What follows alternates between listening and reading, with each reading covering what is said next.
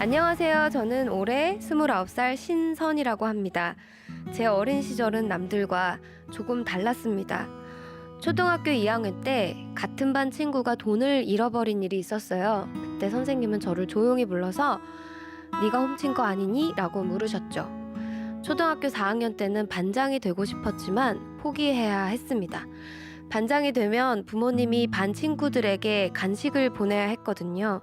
그리고 18살 공과금 납부, 기초생활수급 지원, 그리고 임대주택 고르기 등을 배워야 했습니다. 보통의 아이들과는 조금 다르게 보이시죠? 그런데 저와 같은 아이들이 매년 2,500명씩 우리 사회의 어른이 된답니다. 네, 저는 보육원 출신이에요.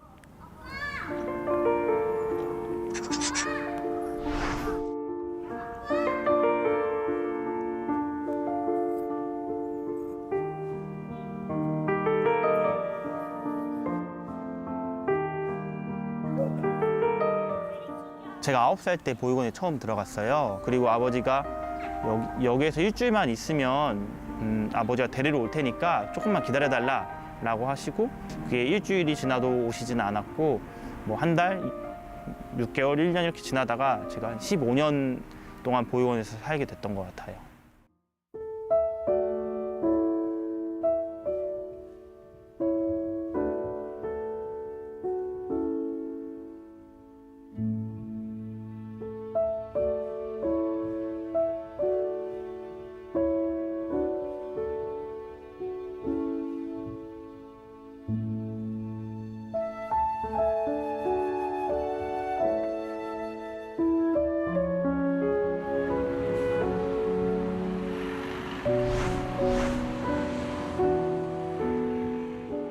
(3월 2일) 새학기가 되면 이렇게 출석을 부르잖아요. 출석을 다 부르고 나서 마지막에 꼭 묻는 질문이 있었어요. 그래서 우리 반에 혹시 보육원 사는 친구 있나요? 뭐 손 들어보세요. 이렇게 얘기를 하시거든요.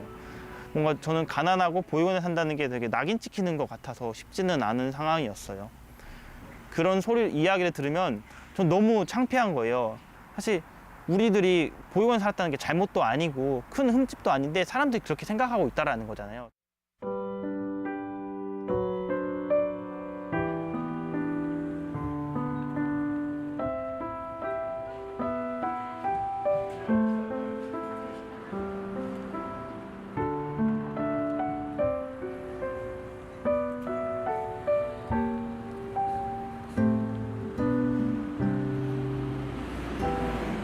막상 혼자 살기 시작하니까 혼자 살면 난 모든 걸 다 잘할 수 있을 거라고 생각을 했던 것들이 혼자 살기 시작하면서 다 많이 무너졌던 것 같아요.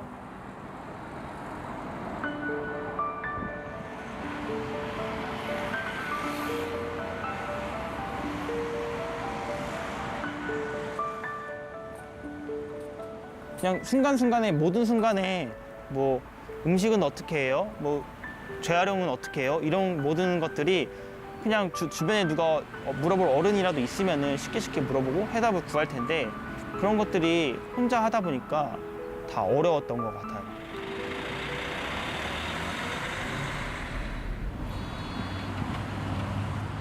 처음으로 저처럼 보육원을 퇴소하고 나서 사회에서 살아가고 있는 친구들을 만나게 된 거예요.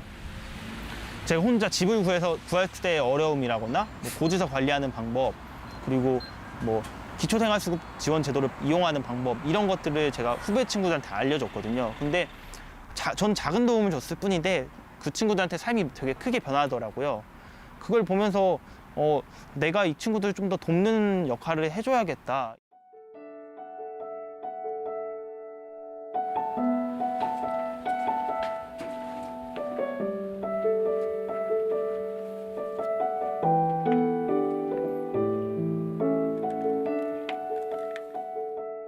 안녕하세요. 18이 되면 보육원을 떠나 어른이 되어야 하는 우리들의 이야기, 18 어른이 살아간다의 신선입니다.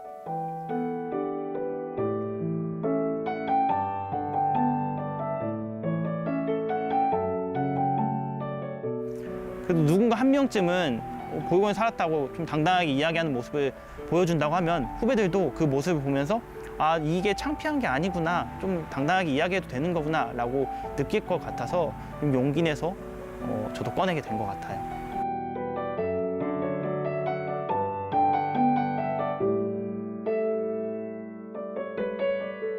매년 2,500여 명이 보호 종료가 되어서 세상에 나오고 있거든요. 근데 그런 친구들이 나왔을 때 사람들로부터 겪는 편견이라거나 아니면 어떠한 시행착오들이 여전히 존재하고 있거든요. 그런 시행착오들을 조금 더 줄이고 우리가 어떻게 더 자립을 같이 할 수 있을까 해서 고민하는 사람이 되고 싶거든요. 그래서 저는 앞으로도 보호종료 아동이 도움이 필요할 때 찾을 수 있는 아동 자립 전문가로서 활동하고 싶습니다.